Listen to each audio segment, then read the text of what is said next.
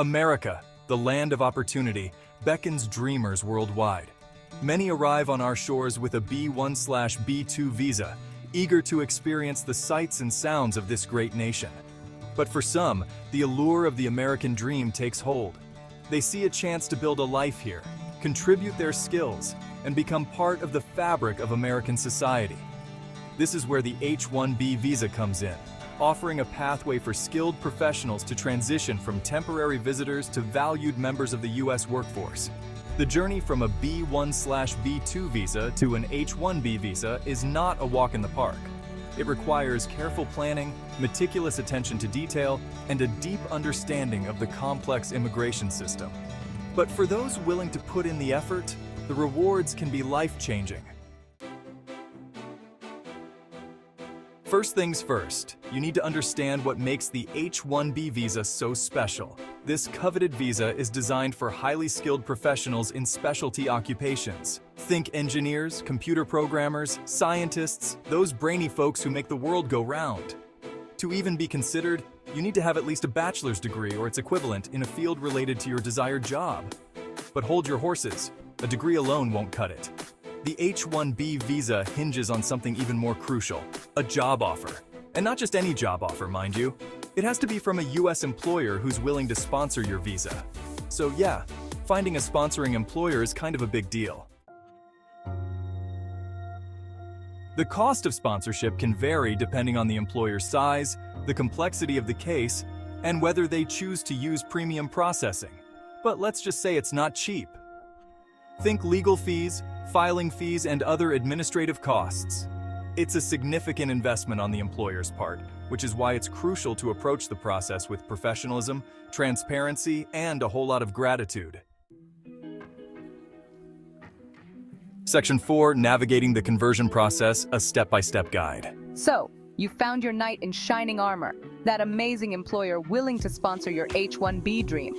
Congratulations! Now comes the fun part, navigating the labyrinthine world of U.S. immigration. The first hurdle is the Labor Condition Application, or LCA. This document, filed by your employer with the Department of Labor, certifies that hiring you won't negatively impact the wages and working conditions of similarly employed Americans. Once the LCA gets the green light, it's time for the main event, Form I-129, Petition for a Non-Immigrant Worker.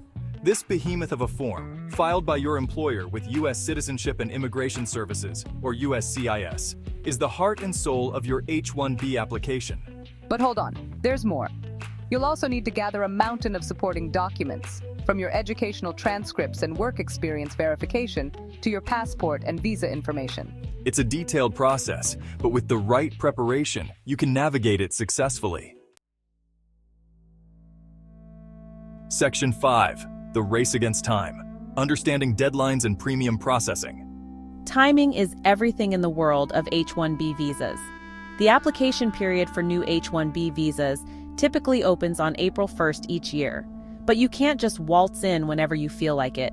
There's a strict cap on the number of H-1B visas issued each year, and trust me, those slots fill up faster than a Walmart on Black Friday.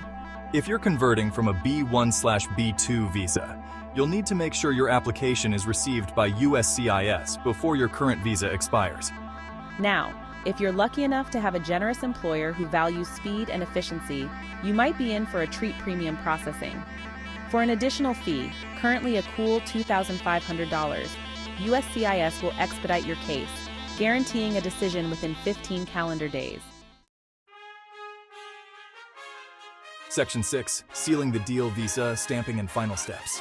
Assuming everything goes swimmingly and your H-1B petition gets approved, congratulations!